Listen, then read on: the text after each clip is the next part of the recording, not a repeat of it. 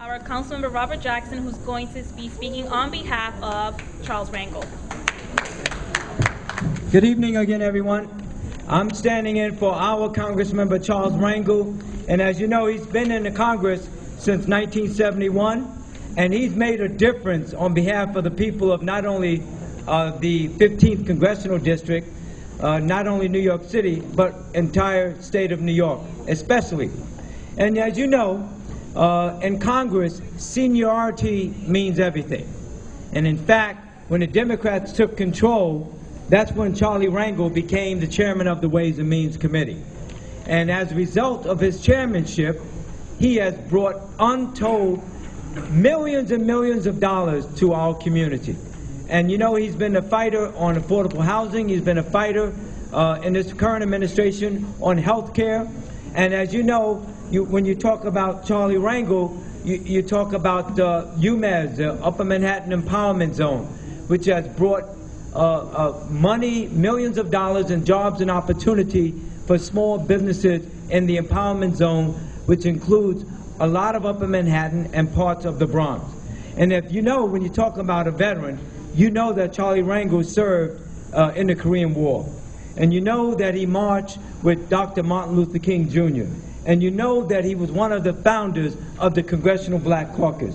And you know that he was one of the individuals that stood tall to bring down the racist regime in South Africa. And you know that the Apollo Theater, which is a national landmark, he was the one that fought in order to make sure that that will continue. And as a result of that, that venue is bringing so many people into New York City from around the metropolitan area, which in essence brings the type of dollars that we need in our community.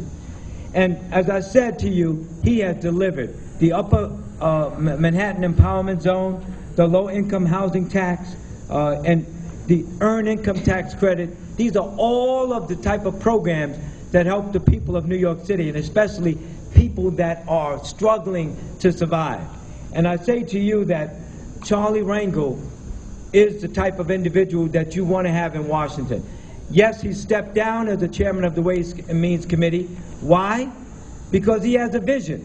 He knows that in order for the Democrats to maintain control, okay, in the House and in the Senate, he decided to step aside. Hopefully, after this electoral process is over, he will resume as chairman of the Ways and Means Committee. And if you look at what he's done overall for the 15th Congressional District, you will do the same thing that I will do. Is even though I know all of the people that are running against Charlie Rangel, and I applaud them for being part of the democratic process to run, but quite frankly, the bottom line is that Charlie Rangel, based on what he's done, deserves to be reelected. And so I want to thank all of you for coming here tonight and listening overall to me talk on behalf of the candidates that I'm surrogating for. And I hope that you will support Charles Rangel in his reelection for Congress. You know what he's done, but look at what he did and blew the whole thing after all that time and he got there.